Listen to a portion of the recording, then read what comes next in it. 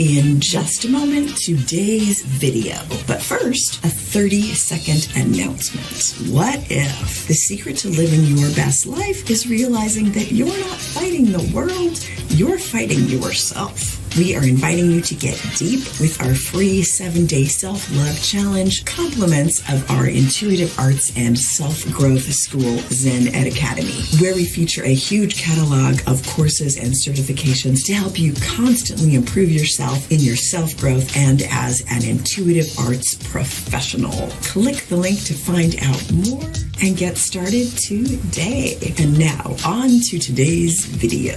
This morning, I want to talk about getting back to center in your relationship. And I'm talking about your long-term relationship. Get up, get your coffee, get your fuzzy slippers on, feed the dog, feed the cat, do whatever you got to do, but let's get started. Okay, so getting back to center in a relationship, right? So many times we're willing to walk away from a relationship when it can be fixed. And we love this person. Now, I'm not talking about toxic relationships. If you're in a toxic relationship, you need to go.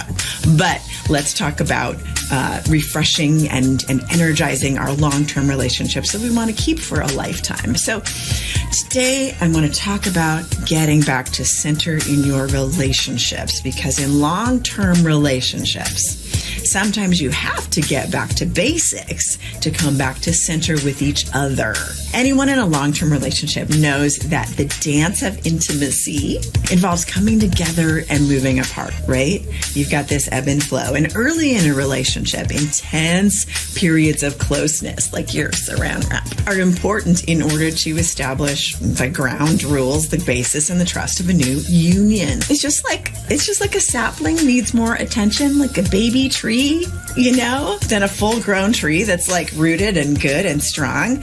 Budding relationships demand time and attention if they're going to fully take root and become that big, strong tree, right? And once they become more established, the individuals in the group who were like two trees, like stuck together, the individuals in the union begin to turn their attention outward again into their, interests, into like their individuality, what it is that who they are as a person individually that attracted them together in the first place. Because if you don't do that, then, you become to not your own self. You know what I mean? You lose yourself in the relationship. So they begin to turn their lives back out again to, parts of their lives that matter, like work, family, friendships, interests, hobbies outside of the shared interests of the relationship. And this is natural and really, really healthy.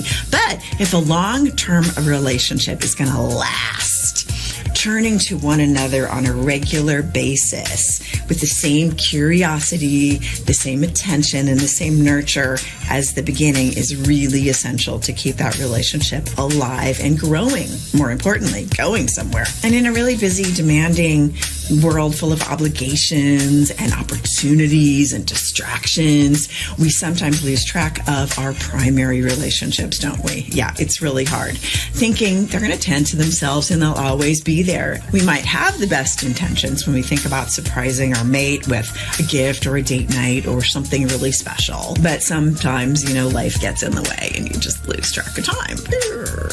We may think that our love is strong enough to survive that without attention, but even mature trees in the forest need water and sunshine to continue to thrive and evolve, because we never stop growing, right? So one of the best ways to nourish a relationship is through communication. If you feel that a distance has grown between you and your partner, you may be able to bridge that gap by sharing how you feel. Sounds simple, right? But sometimes you just don't do it. Do your best to avoid blame and regret in these conversations. You know what I mean? You don't want to get on defensive. You want to keep communication open. Focus instead on the positive with your partner, which is the fact that you want to grow closer together. You're not trying to split up.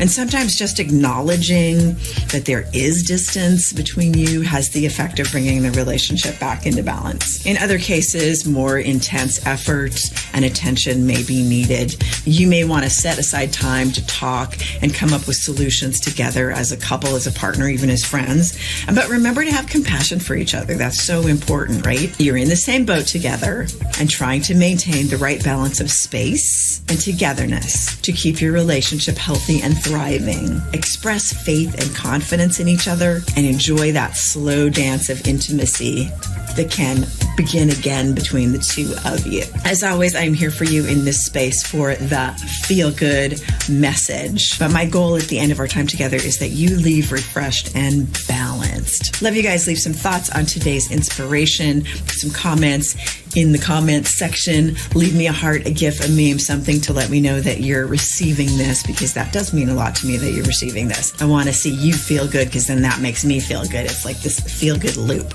So keep me in the loop with how you're feeling. Let's talk again tomorrow. Just a reminder to take a moment and smash that subscribe button. And don't forget to sign up for our free 7-day self-love challenge. Compliments of Zen Ed Academy, where it has never been easier than right now to get comprehensive PhD-backed education to improve your life and to get professionally certified in your intuitive arts career. Mediumship, tarot, self-growth. Thanks for watching, and we will see you in the next video.